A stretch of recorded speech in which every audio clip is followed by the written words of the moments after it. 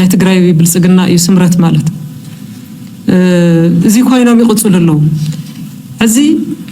ስምረት ማለት ናይ ትግራይ ብልጽግና እዩ ሙሉ ብልጽግና ዝመርሐን ዝዞን ዘዋፍሩን እዩ ብልጽግና ተባሂሉ ትግራይ ተኣቱ ብዙሕ ተቀባልነት የብሉን ስምረት ብዝብል ደኾን ሽምና ቀይርና ናይ ብልጽግና ልኡኽ ንፍጽም ብዝብል እዮም አባላት ኮይኖም ማለት እዩ እዚ ሓንሳብ አባላት ብልጽግና ተዳኣ ኮይኖም ዋላ ስምረት ይኹን ትዝበልዎ ሽም ግን ብልጽግና እዮም ሓንሳብ ናይ ብልጽግና አባላት ተዳኣ ኮይኖም ብልጽግና ዝብሎ ነገር ዝብሎ ዝነበረ ቀደምውን ክብሉ ክግደዱ እዩ ግድነት እዩ ሕዚ እንታይ ይብሉ ኣለዉ እንተይልና ኮይና ሕወሓት ካብቲ ጅመረት ሒዛ ካብ መፈጠራ ጀሚሩ ንህዝቢ ትግራይ ጥቂማቶ ይትፈልጥን ይብሉ እዚኣቶም እኮ ማእኸላይ ኮሚቴ ኮይኖም ንውድ ሕወሓት ዝመርሑ ዝነበሩ እኮ እዮም እንታይ ክትገብር ደኣ ኣባል ሕወሓት ኮይንካ ነርካ ንስኻ ከመይ ጌርካ ደኣ ክሳዕ ማእኸላይ ኮሚቴ በፂሕካ እንትበልካዮ መልሲ የብሉ ኩናት ይካየድ ኢሎም ደፋእቲ ቶም ካብ ትግራይ ሃዲሞም ዝኸዱ እዮም ይህንደዱ በቃ ሰራዊት ትግራይ ክዋጋ የብሉን ፈሪሱ እዩ ደው ዘብለና እኮ ይብልናን በቃ ብሓደ ግዜ መቀለ ምእታው ሕዝና ኣቱ ንኽእሊና ንሰምዑ እንዲና በሚድያ እንዳተዛረቡ ማለት ደው ዘብለና የለን ምንም ጥርጥር የብሉን እዩ ከመይ ኢሎም እዮም ክመፁ ናፍቲ መቀለ ተዋጊኦም ይኮ በቃ ንኺድ ንዋጋ ገለገሊኡ እውን ዘይትክክለኛ ሓበሬታ እውን እንዳሃቡ ማለት እዩ በዚ መንገዲ እዚ ብዝኾነ ይኹን ዋጋ ተኸፊሉ ዝሞተ ሰብ ሞይቱ ሳቶም ተመሊሶም ኣብ መቀለ ኮይኖም ኣብ ትግራይ ኮይኖም ገዛእተናይ ምዃን ሕልምን ድልየትን ኣብ ዞባ ደቡብ ትግራይ ንሰለስተ ሰሙናት ኣብ ወታደራዊ ሳይንስን ጥበብን ኣብ እዋናዊ ፖለቲካዊ ኩነታት ኣብ ታሪኽን ክብርታትን ትግራዋይነት ኣብ ምሕደራን ኣጠቓቕማን ሃብትን ሰራዊትን ወዘተ ኣድሂቡ ካብ ሓይሊ ኣዛዝ ንላዕሊ ክወሃብ ዝጸንሐ ካልኣይ ዙር ስልጠና ዕለት 20 ወርሒ 1218 ዓ.ም ብዓወት ተዛዚሞም ኣብቲ መዛዘም ስልጠና ናይ ሰራዊት ትግራይ ላዕለዋይ ኣመራርሓ ዝኾነ ተጋዳላይ ሃይለ ስላሴ ግርማይ ወድን በይተይ ሓዊሱ ናይ ግንባር ደቡብ ኩለን ኣርምታት ኣዘዝቲ ናይ ዞባ ደቡብ ትግራይ ዞባን ወረዳን ኣመሓደርቲ ናይ ጣብያታት ህዝብን ዕዱማት ኣጋይሽን ኮይኖም ተረኺቦም ኣብቲ ፕሮግራም መደረ ዘስምዐ ጀነራል ወድን በይተይ ሰራዊት ትግራይ ንህዝቡን ስዋዓት ብጾቱን ዘይጠለመ በዓል ጽኑዕ ኪዳን ክብል ገሊጽዎም ሎሚ ስልጠናኹም ወዲኹም እትምረቑ ዘለኹም ሰብ ጽኑዕ ኪዳን ዝኾንኩም ኣመራርሓ ኣርሚ 33 ጅግንነትኩም ሰሚዐ ዘይኮነስ ርኤ ዝፈልጦ እዩ ይትረፍ ኣነ ጸላእ እውን ዝምስክሮ ክብል ወሲኹ ገሊጾም ጀነራል ወድን በይተይ ብዛዕባ ዓለምና ዞባና ከባቢናን ሃገርናን ሰፊሕ ፖለቲካውን ወታደራውን ትንታነ ዝሃበ ኮይኑ ንሕና ሰላም ደለይቲ ምዃንና ተበደልቲ እምበር በደልቲ ከም ዘይኮንና ንዓለም ይኹን ነቶም መባእስትና ብደብዳቤታትና ብመግለጽታትና በኣካል ንዲፕሎማስኛታት ኩሎም እናገለጽና ከም ዝመጻና ገሊጾም መሬትና ስለ ዝበልና ህዝብና ይጠመሎ ህዝብና ተመዛቢሉ ይሃልቀሎ ኣይትበሉ ይብሉና ኣለዉ እዚ እንተልኩም ግን ውግእ ደለይቲ ኢኹም ይብሉና እዚ ኩሉ ግን ንዓና ስለ ዘይገልጽ ክንቃለሶ ኢና ክንዕወቲና ክብል እውን ገሊጹሎም ጀነራል ወድን በይተይ ወሲኹ ጸላእትናን ተጋሩን ተዘይጥፊእና እዮም ወንበርና ኣይጸንዕን ኢሎም እዮም እዚ እንተኢሎም ድማ ንሕና እውን ክነጥፎም ኣለና ማለት እዩ ስርዓት ፒፒን ተዘይጥፊእና ላዕላውነትና ኽቢርና ክንነብር ኣይንኽእልን ምስ መላፍንትና ኮይና ክነጥፎም ኣለና ዕድመን ስትራቴጂያዊ ኣንፈትናን ጸላእትና ዝነበሩ ፈተውትና ጌርናዮም ኣለና ፈተውትና ጥራት ዘይኮኑስ ሓገዝትናን ጠቐምትናን ክኾኑ ጌርናዮም ኢና ክብል እውን መብርሂ ሂቡ ጀነራል ወድን በይተይ ኣብ ዝሃቦ መብርሂ ንስዋዓትን ንህዝብን ክሒዶም ናብ ሸዋ ዓፋርን ካልኦት ከባብታትን ዝኸዱ ዝተፈላለየ ድሌትን መንነትን ዘለዎም ምዃኑ ሓቢሩ እቶም ኣብ በረኻታት ከርተት ዝብሉ ዘለዉ መሲልዎም ዝተደናገሩን ናብ ቦታኦም እናባና ክምለሱ ከም ዘለዎምን ገሊጹ እዩ እቶም ወግሐ ፀብሐ ኣብ ሚድያ ኮይኖም ዝዛረቡ ድማ ብኣፎም ዝኽፈሎም ኣፎም ርእሶምን ንፒፒ ብምክራይ ዝናበሩ ንኸብዶም ሸቀልቲኦም ክብል ገሊጾም እቶም ዋና መራሕቲ ናይ ዝሽፍትነት ድማ ከምቲ ሰብ ዝብሎም ቅመኛታት ስለ ዝኾኑ ዘይኮነስ ብጻምእ ስልጣን ገደል ዝኣተው እዮም ናይዚኦም ጻምእ ስልጣን ኣብ ትግራይ ጥራይ ዘበቃ ኣይኮነን ንፒፒ እውን ኣብ ከይዲ ክግልጥዎ ዝሓልሙ እዮም ንትግራይ ንኢትዮጵያ ንኣፍሪካ ክንመርሓ ኣለና ዝብል ሕማም ስልጣን ዘለዎም ዓቕሚ ግን ዘይብሎም እዮም ከምዚ ምዃኖም ፒፒ እውን ይፈልጦም እዩ መወዳእቶም ሕማቕ ክብል ገሊጽዎም ጀነራል ወድን በይተይ ጸላእቲ በሪ ሰላም ዓጽዮም ናብ ውግእ ዘእትውና እንተኾይኖም ሎሚ ከም ቀደም ንበይና ከም ዘይኮንና ድልውነትና እውን ኣብ ዘተኣማምን ደረጃ ከም ዘሎን ብምግላጽ ጅግንነትን ናይ ስልጠና ብቕዓትን ኣርሚ 33 ብምንዓድ ንነባራትን መናእሰይን ኣመራርሓ ኣርሚ 33 ዝወሃቦም ልኡኽ ብብቕዓት ክፍጽሙ ውዕል ፕሪቶርያ نلعل 3 عامات كيتجبر نايم بس صحيت زلوا نايبل صغنا منغستي እዩ ምክንያቱም بتدጋጋሚ توعل نخيفصم باستفلالي سراحتنا سرحه كله ايد እዩ ዘሎ ማለት ጥራይኮም ኣይኮነ ካፍቲ توعل زي مفصامون زي كونس ወራር ንخفصمون ተፈላሊ ምድላዋት ገይሩ ተፈላሊ ምንቅስቃስ ገይሩ ሕዚ ትግራይ ባዕሉስ ኣብ ምዕራብ ትግራይ ይኹን ኣብ ሰሜን ምዕራብ ይኹን ኣብ ደቡብ ትግራይ ይኹን በአምሓራ ገጽ ድማ በቆቦ ካዊልኪ በሰቆጣ በዓፋር ልዕሊ 6 እዝ ከቢሩ ትግራይ ንወረር ኣብ ምድላው ዘሎ ሓይሊ ዝሓይሉ እዚ يكونن بريتوريا خفصم مسؤول تسلف اكلاتون لو من صباح مقال 5 اتو كلته معلت 3 معلتي እና ነገሩና ጸንሑ የ ጀነራላት ብልጽግናውን በተደጋጋሚ ኣብ ቀርባ ማዓልቲ ኩሉ ነገር ከገብሩ ከምዝ ሁሉ ንድሕሪ ተመሊሶም ናይ 50 ዓመት ይለሙን ተፈላልዩ በቃ ማለት ሁሉ ነገሮም ኩናት መሰረት ዝገበረ እዩ ስለዚ ምስ ፕሪቶሪያ እንተሪና ሓደ ንኩናት ምድላው ጥራይ ዘይኮነስ خوينات العلي حزب تግራይ ዝፍጽም ዘሎ በጀት ክልከላ ከመዓዘ ይጀምሩ ነዳዲ ክልከላ ከመዓዘ ይጀምሩ ናይ ድሮን ጥቃዓት ኣብ ጸለምት ዝነበሩ ኮይናት ሁሉ ዓይነት ካኡውን እንደገና ተጋሩ እዕጢቁ መስኦ ስሊፉ ናብ ትግራይ ማለት ዝኾነ ዓይነት ጥዕና ዘለዎ መንግስቲ ከምዚ ዓይነት ስራሕ ይደልን ኣይገብር ምክንያቱም እንተንኢሱ ግዝያዊ መምሕዳር ኢሉ ባዕሉ ተስማዕሚዑ ዘጣየሾ ሓይሊ በኩናት ንኸፍርስ ዕጡዋት وديو زنقساقسي بلصقنا ማለት ስለዚህ እዚ ክንርኢ እንከለና በዋናነት በጣም ሚዛኑ ሰሓተ ጥራሕ አይሆነ በቃ እዚ ህዝብ እዚ ከም ህዝቢ ናብ ዝኸፈአ ህልውና ሓደጋ ከእቱ ዝኽእል ፖለቲካዊ ትርጉም ዘለዎ ምንቅስቃስ እዩ እዚ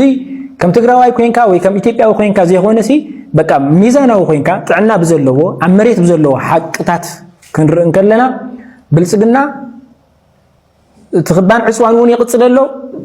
حال حلفو توجون يقصدلو ناي درون تقعتون مريت تግራይ ዝነበሩ ኣብ ልዕሊ ሰራዊት ኣብ ልዕሊ ንጹሃንውን ጨፍጫፍ ይፍጽመሎ ስለዚህ በዋናነት ብልጽግና ፕሪቶሪያ ኣይخبرን ዘሎ ጥራይ ኣይኾነን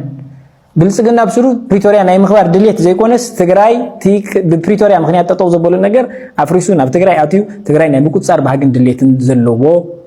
ኣካል ስለዚህ በቀዳማይ ምስ ፕሪቶሪያ ተተሓሒዙ ቁጽር 1 ዝኽሰስ ጥፋተኛ ዝኾነ ናይ ብልጽግና መንግስታቸው ከሰሰ ይብላል እንታይ እዩ ተባሂሉ ካፍታ መድረኽ ንሳም ስወፀ ጌታቸው ምስወፀ ታ መድረኽ ያኔ አንተ ልኩስ ኢለንስ ንሲልኸሪኩ ፖለቲካውን ብንተው ነው ይሻለው ኢሳያስ ሌሎች አገሮች እንኳን ሰክሰሰር ያስቀምጣሉ ኢሳያስ በቅርቡ ኢሳያስ ታ መድረኽ ካሊ ጣጣ የለና ካብዛ መድረኽ እዚ ኣምስወፀ ኣብ ዕላዊ ፌስቡክ ገጽ ናይ መከላከያ ናይ ኢትዮጵያ መከላከያ ጉዳጉድ ተጻሒፉ ጉዳጉድ ይዝብ ዘሎ ሓዘን እዩ ታይ ዝብል ስለ ናይ 2013 ዓመት ናይ ሰሜን ጥቃዕቲ ዝብል ዝርዝር ጽሒፎም ክትሪእዎ ትኽእሉ ኢኹም ይልዓልዎን እስካዕ ሕዚ ዝርዝር ጽሒፎም ሰሜን እዚ ሕወሓት ከም ዘጥቅዖ ሰራዊት ትግራይ ከም ዘጥቅዖ ተጋሩ ወንጀል ከም ዝፈጸምና እዚታት ብምሉኡ ሚስጥር ጌታቸው ረዳ ተዛሪቡ ይዝብል ንዓይ ዝረዳ እንኹም አንብብዎ ኺዱ ካልእ ተዘረዲእኩም ንዑ ሞተው ንገርኒ ጌታቸው ረዳ ፓፔት እዩ ጌታቸው ረዳ መጥቀም ቱል እዩ ጌታቸው ረዳ ተጠቂሞም ሓይቆም ከም ማስቲካ ክድርብይዎ ዘዳለውዎ እዩ ናይ በሐቂ አብይ አሕመድ ንጌታቸው ረዳ መጽለ አሎ ኢሉ ዝኣስር ንጌታቸው ረዳ እግሩ ረጊጹ ከም ትሕዘን ከራቶ ዘሎ ኢልካ ኢኻ ታደንኻ ኣይወልኩንስ ክዳበልና ወሉ ከምዚ ዝገብርዎ ዘለው ካብ ጌታቸው ረዳ ይምሓረና እዩ ዝብል ካብ ከም ዝበለ ውድቀት ይምሓረና እዩ ዝብል 2013 ሕወሓት መጥቃዕቲ ሰሜን እዚ ፈጺሙ ሰራዊት ትግራይ መጥቃዕቲ ሰሜን እዚ ፈጺሙ ዝብል ጌታቸው ረዳ ከም ተዛረበ መጥቃዕቲ ከመይ ከም ዝነበረ ከመይ ከም ዝተጠነሰ ከም ዝተጠጀአ ድሕሪኡ ከመይ ገሮም ከም ዝኸድዎ ብምልኡ ጌታቸው ነጊሩና ዝብል ይተሓደ እቲ ካልኣይ ምስ ግብፂ ምስ ኤርትራ ምስ ሶማልያ ጥምረት ፈጢሮም ይኸዱ ከም ዘለው ሕወሓት ኢማጅን ሕዚ ቀጠናዊ ሽግር የምፀለው ናይ ሰላም ዳይ አንደርማይን ይገብርለው እንዳለት አሜሪካ ተልጥፎ ዘላ ካበይ ዝመጽኹም ምዃን ራዩ ጌታቸው ኢለድ ይሉ አይበለን ክነግረኩም የናይ ጌታቸው ነው ይነጽሐዮ ተንተጽሐፋ ጥራህ ነግረኩም ዘሎ ኤርትራ ግብፂ ሶማሊያ ሱዳን ይተውዋ ነው እዚ ብርግጽ ይብሉ ወይም በባ ሓላሓሊፎም ኣፍታ ጽሑፍ ተጻሕፈት ግን ምስዘና ሃገራት እዚአን ጥምረት ፈጢሮም ቀጠናዊ ዓዘባዊ ዝኾነ ተሓሚስ ንምፍጣር ይኸዱ ከም ዘለው ኣነ እውን ነይረየ እየ ትክክል ይስራሐለ ኣብ ትግራይ እዚ ኣይገብርለው እዮም ሕወሓት ኢሉ ጌታቸው ነጊሩና ያትብል ታ መድረኽ ኣብ ሓደ ናይ ድሕንነት መድረኽ ጌታቸው ረዳ ዘቕረቦም ነጥብታት ያትብል ኣብ ናይ ድሕንነት መድረኽ ዘቕረቦም ነጥብታት ያትብል تا ناي دحنت مدرخ زولوا زلو تا ناي 35 دقيقة زلطفوا نسان تخوينا ምናልባሽ ወጽያት ዝኾነት ዘይወጽይሩና ኢሎም ዲም ክዛረው ወይስ ካብ አወጽና ብካሊ አቲን ተኮይኑ ጌታቸው ይሉ ዲይ ይበለን አይኩኑ ነው ይበለን ጌታቸው ኮሙ ይሕለፍኩን ይሉምበር ክንሪን እንዲናን ወይኑ ስለዚ ቀጠናው ዝኾነ ተሕምት ይፈጥረለ ሕወሓት ንግባሃል ይፈጥረለ ሰራዊት ትግራይ ንግባሃል ምስ ግብጽ ምስ ኤርትራ ምስ ሶማሊያ ጥምረት ፈጢሮም ይኸዱኹም ዘለው አነ ይፈልጥ እያ አነ ወን ተጠይቀን ይረእየ ይሉ ጌታቸው ተዛሪቡ ኢሎም ሕወሓትከ ስቕ ሃይለ ይዝሕልፎ ዘሎ ሕዚ ደደቢት ይዝሕልፎ ዘሎ ሕዚ ሕወሓት የለን ኣብ ከምዚ ዝበለ ማለት እዩ ኣብ ናይ ሚድያ የለው ኩሉ ግዜ እንዴት ዝብለን ዘለኹ እዚአን ፅባሕ ንጎ ሚድያ ኮ ተትሰርሑ ነርኩም ዝብል ሰብ ክመጽ ኢልና ተኸኽ ኢልና ሕርር ኢልና ምስ ወዳእና ክመጽ የብሳተሙን ክመጽ ይትሰቡን ኣብ ሚድያ ተትሰርሑ እኮ ኢሎም ሓደሽቲ ፈጠርቲ ናይቲ ኣጀንዳ መሲሎም ክመጽ እዮም ኣብ ሚድያ የለው ንሕና ኢና እዚአን ተኸታቲልና ነቕርበን ዘለና ሕወሓት እዚ ክበሃል ከሎ ዲፕሎማስያዊ ውድቀቶም ካብ ናይ ሚድያ ስራሕቶም ዝምንጩ እዩ ከመይ ገርና ክንነግሮም ከም ንኽእል ይፈልጥን ኣነ ሓቁም እዩ ከመይ ትናደድ ትብሉ ይናደድ እየ ዝናደድ ከዓ ክንሰርሕ እንዳኽኣልና ንምንታይ ዘይሰርሕና ኢለ ሕጂ እውን ኣይናደድን ኢለ እንዲኣቴ ኣናዲድኒ ትውድቀቶም ክመልስ እየ ግን ብደንቢ ንባዕለይ ዋላ ክረኣሲ ይረኸይድ እየ መስታወሲ ከይናደድ ምን ናይ ባሓቁኹም ኢኹም ብደንቢ ወስዚ ኣነ ንባዕለይ ይናደድ ሞ ንባዕለይ እየ ዝጎድእ ክሰርሕዎ ዘይኽእሉ ረጎድቲ ቆርበት ለጥ ኢሎም ሃይለይ ጉዳእ ክስራሕ ዝኽእል ነገር እንዳኾነ እንዳሃለወ ነታ በማሕርኛ ተለጠፈት ክንዳእ ተኣክል ንዕኦም ስቃይ ትኸውን ኣጀንዳ ትኾን ከይንድርቢ ኣጀንዳ ይፈጥሩልና ውሽጢ ስቕ እኳ ከይብሉ እኮ ዕልዎም ስቕ ዝብሉ እንተዝኾኑ ባዕልና እውን መሰራሕና ኣጀንዳ ካሊእ ይፈጥሩልና ከምታ ዝረኣኹማ ናይ ዓድዋ ኣብ ክንዲ ምስኽኻል ክመፁ እንዲኦም ሕዚ ጎተት እናወድንወይኑ ክንመፁ ኢናሱ ኣጀንዳ ይፈጥሩልና ኣብዚ ሕዚ ዲፕሎማያዊ ስራሕቶም እዮም ዝሰርሑ ዘለው ሰሪሖም እዮም ጌታቸው ዘሊለው ናብ ዝወፅሐ ይብሉ ናብ ጫማ እግሮም እዩ ዘሎ ረጊፆም እዮም ጌታቸው ፈለኽለኽ ስለ ዝበለ ክላሓፅ እንተዘይኮይኑ ዞምፀ ለውጢ የብሉ ናታቶም ባምቡላ ኮይኑ እዩ ኦረዲ ዋንስ ባምቡላ እንተኾንካ ባምቡላ ኢኻ ክትመፀ ይትኽእልን ካብኣቶም ክትወፀ ይትኽእልን ኣብኣ ኮንካ ተግልግል ኛው ክትብል ትኽእል ኢኻ ኛው ኢልካ ከፍ ትብል ምንም ተምፆ ነገር የብልካ ስለዚ ዲፕሎማሲ የስተኻኽሉ ኣሎ ኤርትራ ግብፂ ሶማሊያ ሱዳን እውን ክሕጉስዋ እዮም ሕዘብ ቀረባ ኦረዲ እንዳሓወስዋ እውን ቀኒዮም እዮም እዚኣቶም ሓቢሮም ንሕወሓት ሒዞም ኣብ ኢትዮጵያ ተሕሚስ ንምፍጣር ይኸዱ ኣለው ኢሉ ጌታቸው ረዳ ተዛሪቡ እዚኣ ከዓ ባዕሉ እውን ተሓቲቱላ ከም ዝነበረ ተዛሪቡ ኢሎም ይኸዱ ኣለው እዚኣ ምእማን ኣይኮነን እንድሕር ዘይብል ኮይኑ ሕወሓት ባዕሎም ዝብልዎ ኣረዳድ ኣሎ ሳይለንስ ኢዝ ኮምፕሊሲቲ ስቕ እንተኢልካ ኮምፕሊሲቲ እዩ ምስምዕማዕ እዩ ተሰማሚዕኻ ኣለኻ ማለት ሕወሓት መልሲ እንተዘይመሊሳ ስቕ እንድሕር ኢሎም ኦረዲ ኮምፕሊሲቲ እዩ ሳይለንስ ኢዝ ኮምፕሊሲቲ ኢሎም ዝኣምኑ ኣንደርማይን ትገብር ኣለኻ ፒስ ኢሎም እንተመፁኻ ንምንታይ ይገርመካ ስለዚ እዚ ኢሎም ኣለዉ ስለ ፅምዶ ናይ ፅምዶ ኣጀንዳ እውን ኣነ እየ ጀሚሮ እየ ኣነ ይፈልጦ እየ ኢሉ ጌታቸው ትፅምዶ ኢትዮጵያ ንምትርማስ እዩ ኢትዮጵያ ንምፍራስ እዩ እታ ሕዚ ለምቅነ ዝተዛረባ ኣብታ 35 ደቂቃ ዘላ ዝረኣኹማ ያው ኦረዲ ብግልፅ ኣቕሚጥዎ ስለ ዝኾነ ጌታቸው ብግልፅ ኣቕሚጥዎ ስለ ዝኾነ ናይ ኤርትራ ምምስራት ናይ ኤርትራ ሃገርነት እውን ኢትዮጵያ ንምፍራስ እዩ ኢትዮጵያ ንምትርማስ እዩ ኢትዮጵያ ባሕሪ ንኸይትረክብ ወደብ ንኸይትረክብ እዩ እምበር ኤርትራ ትበሃል ኢሳያስ ክመት ከሎ ትመውት ሃገር እያ ኢሉ ዘቕረቦ ኮሜዲ ይኮነን ብርግጽ ኤርትራውያን አውዚ ይበልጹና ይምናዓና የማነ ገብረ መስቀል ሓንቲ በሓንቲ መልሱልኝ ሓንቲ በሓንቲ መልሱልኝ ጌታቸው ናይ ዓቅሊ ጽበት እዩ ናይ ፖለቲካ ውድቀት እዩ ዝገብሮ ቆዚ ዝብሎ ዘሎ ምክንያት ጌታቸው ተለዋዋጥ አይሰብ እዩ ነፋሒቶ እዩ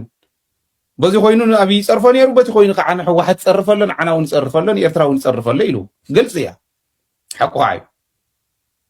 زيلو ملي سميهم حوحاتكم يلو داي ملسو اماني لسفاهم اللي وص اورسا مني ميكيلس غدوم وهو قالنا حوحاتكم يلو داي وص اور دبرتين دخم يلي وص فتلورق دخم يلات وص على دخم يلي وص يلن حمقو مبيلو ام ميديا نو دبلوماسي ام ميديا نو دبلوماسن حمقوم عاوزو تريقوا يكون مالتي ስለዚህ ናይ ጽምዶ ጉዳዩን ጌታቸው ከም ዚሉ ዘርዚሩልና ስለዚህ ጽምዶ ማለት ኢትዮጵያ ናይ ምፍራስ እዩ ትሪድልኩም ሚዲያ ከመይገርነቱ ናይ ዲፕሎማሲ ስርሖም ከመይገርኩም ጋይድ ከም ዝገብሩ ጽምዶ ማለት ኢትዮጵያ ናይ ምፍራስ እዩ ስለዚህ ኢትዮጵያ ከይትፈርሶ ዝደሊ ኩሉ ብስደት ዝፈርሓን ኢትዮጵያ ብዙሕ ህዝቢ ዘለዋ ተገልቢጣ ጣልያን ከይትኣቱ ተገልቢጣ ናብዚ ከይትኣቱ ኢሉ ዝፈርሕ ኢትዮጵያ ከይትፈርስ ክሕሉ ንቡር እዩ ናይ ኢትዮጵያ አይ ከታተል ወደ የለውን ዘይፈልጡ ወደ ኮይኖም ከተውሉ ተኸሊኹም አይፈልጡ ወደ ተጠራጠሩ ኢትዮጵያ ዝፈልጡዋ የተውሽ ዝኔ ተሐሚስ አውሽቲ ኢትዮጵያ ዘሎ ንኸጽንዕ አውሽቲ ኢትዮጵያ ዝኔ ምንቅስቃስ ንኽርኢ እኮ አምባሳደር መዲዎም ዘለው አሜሪካስ ማሲንጋ ሊኢኻ ማሲንጋስ ኖ አይ ንሕወሓት ይጥቅንዎም እዮም ዘለው ኢሉ ከውፃልካ ዲኻ ደሊኻ ዶስ ንመንግስቲ አሜሪካ ንህዝቢ አሜሪካ ንኮንግረስ አባላት ንሴኔት አባላት ኢልካ ከተረድኦም ብዝግባእካ ብቋንቋ ደደቢት ሚድያ ንሕና መረዳእታ በዚ ደረጃ ክንውስኽ ኢና ድጋፍ ክህብ ህዝቢ እውን ክንሓተልኩም ኢና እንግሊዝኛ ወስኹ አምሓርኛ ወስኹ ከምኡ ኢልካ ደ ትኸድ መን ይሓይሽ ሕዚ ኣነ እውን ከም ድራማ ከም ኮሜዲ እንዳስሓቅ ኩሉ ኸድየቱ ስራሕ ከማ ሃገረ ወደራፋይነን ወይኑ ትወጽሖ ትግራይ የላን